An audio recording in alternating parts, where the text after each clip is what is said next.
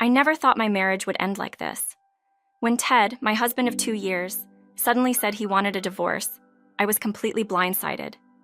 We had problems, sure, but I never imagined he'd go this far. I thought our struggles were normal, things we could work through together.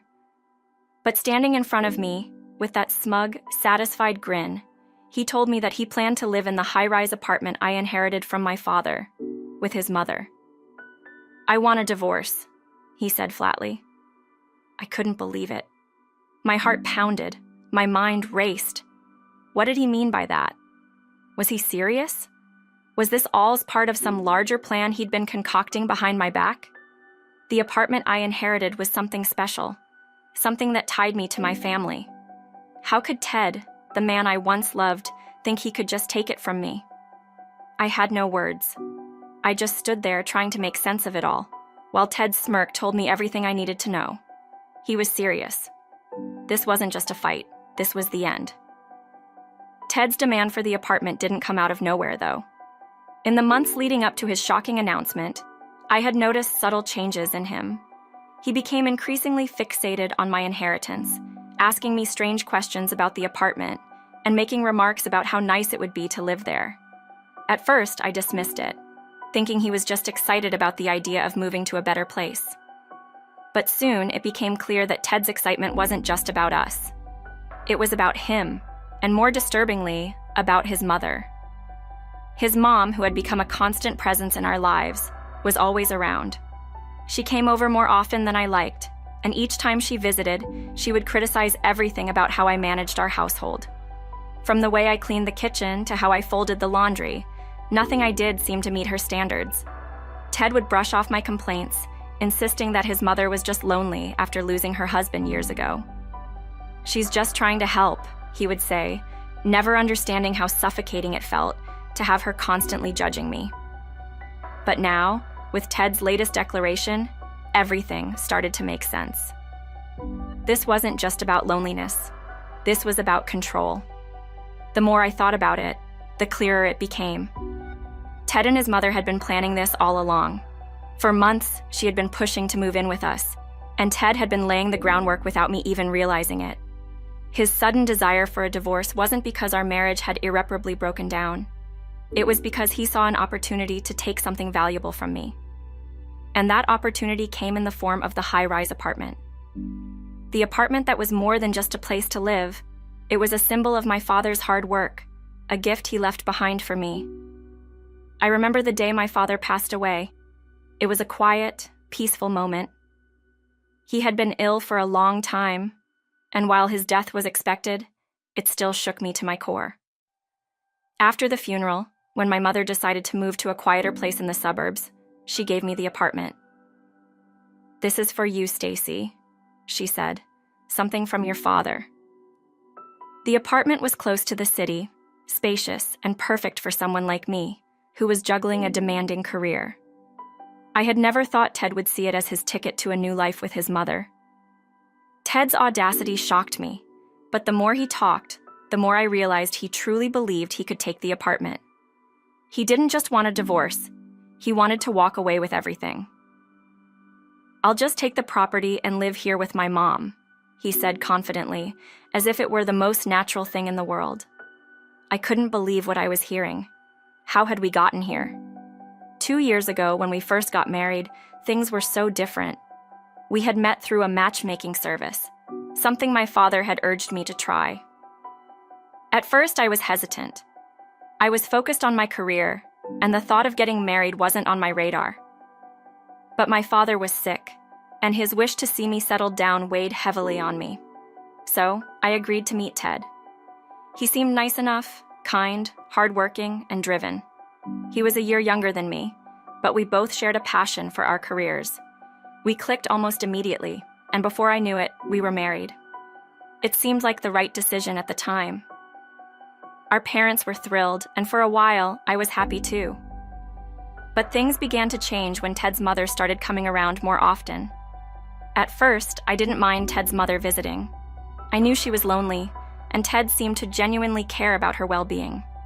But soon, her visits became more frequent, and with each one, she made her presence more and more felt in our lives. She criticized everything I did, from the way I managed the household to how I spent my weekends. She would take groceries from our kitchen without asking and make snide remarks about how I wasn't taking proper care of Ted. I tried to talk to Ted about it, Azrania, but he always defended her. "She's just trying to help," he'd say dismissively, as if I was the one overreacting. It wasn't long before I started dreading the weekends, knowing that she would inevitably show up, unannounced, to invade our space once again. I felt trapped in my own home, unable to escape her judgmental gaze. And as Ted's loyalty to his mother grew, his affection for me seemed to fade. He spent more time with her and less with me. I was no longer his priority, his mother was. And now, standing in front of me with that smug look, he made it clear. I was no longer a part of his future. The apartment was all he cared about. When Ted first suggested moving into the high-rise apartment, I thought it was a good idea. It was closer to the city, more convenient for both of us, and it had sentimental value for me. But now, I could see that Ted's excitement wasn't about us building a life together. It was about him and his mother taking over something that was rightfully mine. The more he talked about his plans, the more I realized just how far gone he was.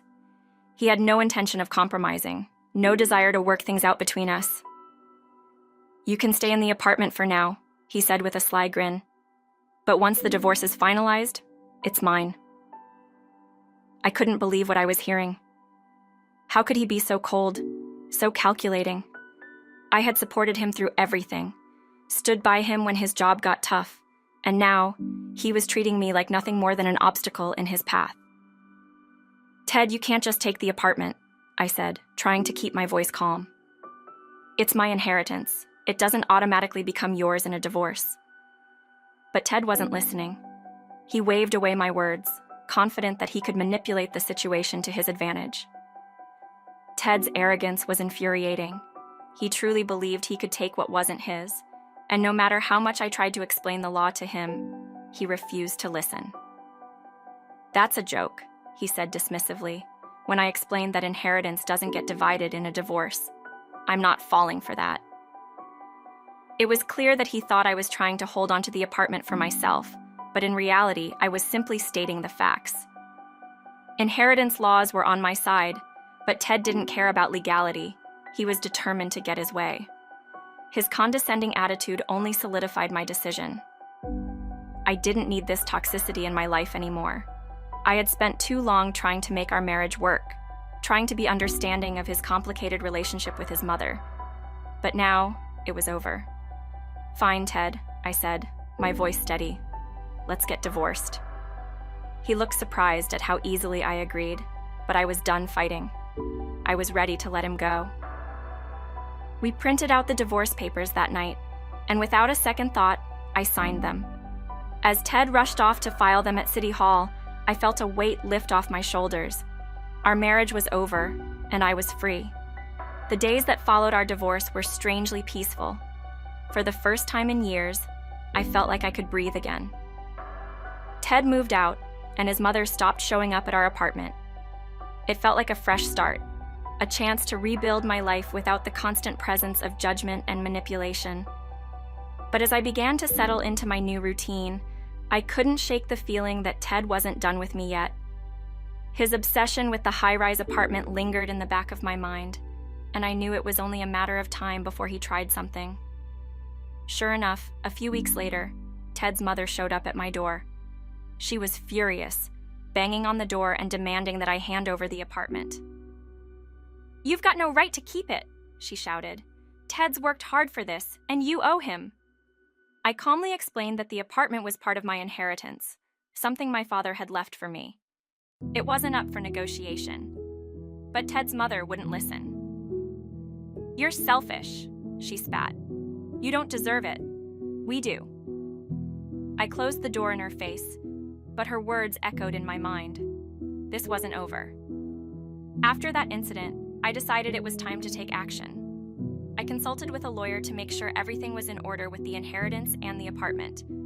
I wanted to be certain that Ted and his mother couldn't come after it legally. Thankfully, the lawyer reassured me that the apartment was safe. It was solely mine, and no court could force me to hand it over. But Ted's behavior continued to escalate. He started showing up at the apartment late at night, pounding on the door and demanding to be let in. Each time, I refused to open the door, ignoring his threats and pleas. One night, though, he managed to wedge his foot in the door before I could close it. "You can't keep me out," he yelled, his eyes wild with desperation. "I deserve that apartment, and you're going to give it to me." I stood my ground, refusing to back down. "I've already told you, Ted," I said firmly. "This apartment is mine. You need to leave or I'll call the police." Ted laughed at my threat, but when I pulled out my phone and started dialing, his expression changed. Panicking, he pulled his foot back and stormed off. After that encounter, Ted stopped showing up for a while. I hoped he had finally accepted the reality of the situation, but deep down, I knew it wasn't over. A few months later, an envelope appeared in my mailbox with no return address. I knew immediately who it was from. Ted had written me a letter. I hesitated before opening it, unsure if I wanted to read whatever excuses or demands he had for me now. But curiosity got the better of me. Inside, Ted poured out his frustrations, explaining how everything had fallen apart for him since our divorce. His new girlfriend, someone he had hoped would move into the high-rise apartment with him and his mother, had left him when she realized he couldn't provide the luxury life he had promised. Ted had also racked up significant debt, buying her expensive gifts in a desperate attempt to keep her happy. His financial troubles had spiraled out of control, and he had even lost his job after bragging to his colleagues about the apartment that wasn't his. Now, he was at rock bottom, begging me for money. "Just $10,000, he wrote. "We could even start over if you want." As I read Ted's letter, a mixture of disbelief and frustration filled me. How could he still be so delusional? Even after everything he'd put me through, he had the audacity to ask me for help, financial help no less. Did he really think I'd be willing to bail him out of the mess he had created for himself? His plea for money, combined with his suggestion that we could start over, only deepened my resolve to cut him out of my life completely. I had no intention of replying to his letter, and certainly no intention of giving him a single dime. Ted had made his choices, and now he had to live with the consequences. I tossed the letter into the trash, feeling a sense of finality as I did. But I also realized that as long as I stayed in this apartment, Ted would never truly leave me alone. The high-rise was a constant reminder of what he had lost and what he would never have. I needed to move on, both mentally and physically. So, I made a decision. I would sell the apartment, the one my father had left me, and start fresh in a new place. It was time to move on. Selling the apartment wasn't an easy decision. It had sentimental value. It was a gift from my father, a place filled with memories. But after everything that had happened, I knew it was the right choice. I consulted with a real estate agent and began the process of selling the high-rise apartment. My mother supported my decision, reassuring me that my father would have wanted me to do whatever made me happy. And so, I moved forward, finding a new high-rise apartment in an even better location. It was expensive, but after years of hard work and savings, I was ready to invest in my future. More importantly, I didn't tell Ted where I was moving. I changed my phone number, cut all ties, and left no trace for him to follow. For the first time in a long time, I felt free. Free from Ted, free from his mother, and free from the shadow of our toxic marriage. My new apartment was a fresh start, a place where I could focus on my career and rebuild my life. As I stood on the balcony of my new home, looking out at the city skyline, I felt a sense of peace wash over me. This was my life now, on my own terms.